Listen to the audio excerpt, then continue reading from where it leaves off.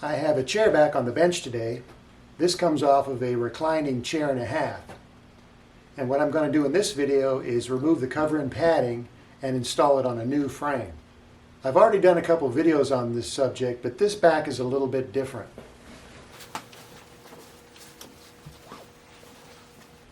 Rather than a cut and sewn one piece that essentially attaches like a slip cover, this is more of a traditional style with a separate outside back panel that's attached with 3 tack strips, one on each side and a long one across the top. So if you have an old school upholstered back like this, you're going to have to contend with removing and reinstalling the 3 tack strips. So this job takes a lot longer than the slip cover replacements, and also it's a lot more tedious. So take your time and go slow, and note how each panel is attached along with the tack strips so that you don't damage any of the panels and you get everything back in the proper place. So let's get started. To loosen the metal tack strip on the side here, I'm going to use a tack puller so that I can get underneath the metal tack strip and carefully loosen it from the bottom to the top. You want to gently pry up on it.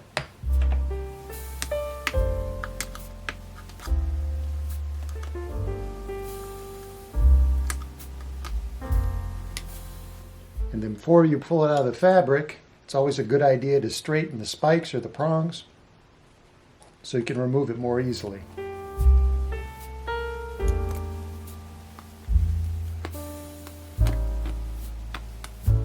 Now 9 times out of 10, if you're careful removing these, you can reuse them. This one's still in good shape. Okay, I've already removed the tack strip from the other side. Next, I want to remove this thin piece of foam that covers the tack strip.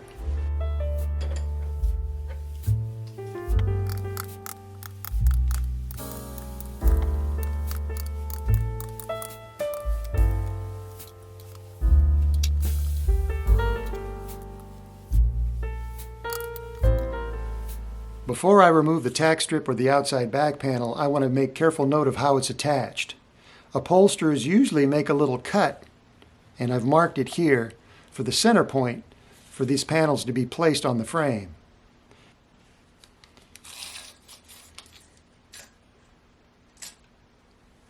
So the distance between the 2 sides is 29 inches, so our center point's going to be 14.5. So let's zoom in. And you can see that they've got it spot on. So this is very helpful. It tells us where to start to reattach our panel onto our new frame. We also want to check, and I'm squeezing the material here so I can see exactly where this tack strip is fastened to the back side of this frame board. And I can see it's pretty much set towards the bottom, all the way across. So now I know exactly how to reposition this on the new frame, and I can go ahead and remove this.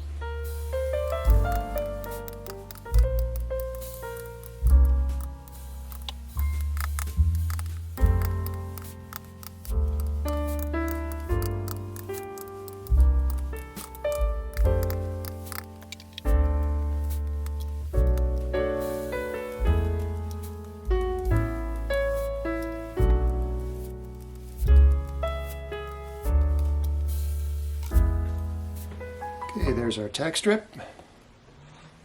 Now we've got a few staples left to remove the panel.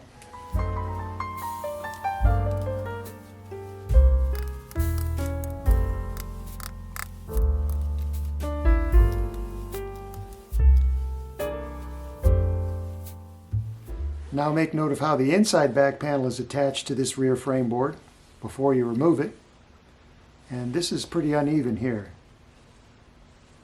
So fortunately the tack strip leaves a bit of a mark that I can follow and use as a guide when I put this back on.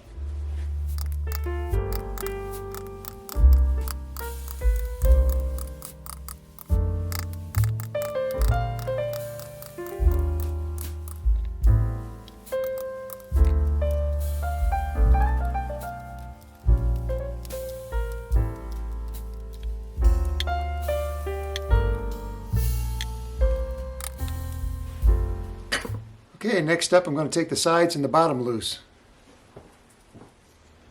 Before I take this side loose, I want to make note of how this panel is attached to the frame board.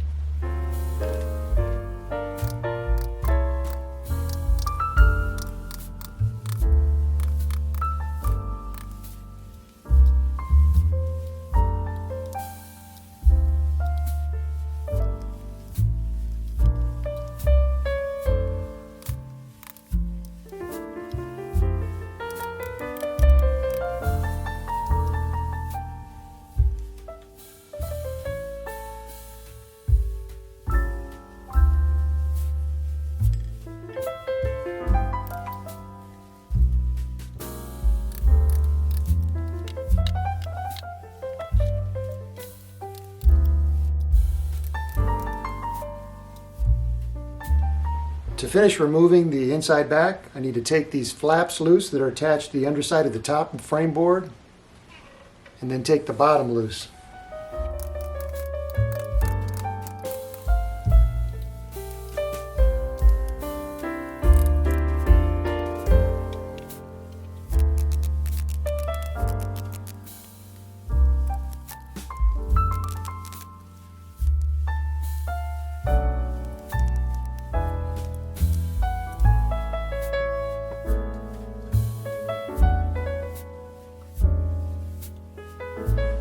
When you have the inside backs off like this, now's the time to refresh the padding if it's needed. You can see they provide zippered compartments to allow easy access to the padding. You can also do that with this installed on the chair, but it's a little trickier, especially down here where the seat springs are. Next, I'm going to remove this foam padding, these two pieces of frame cardboard, and the back brackets, and install them on the new frame.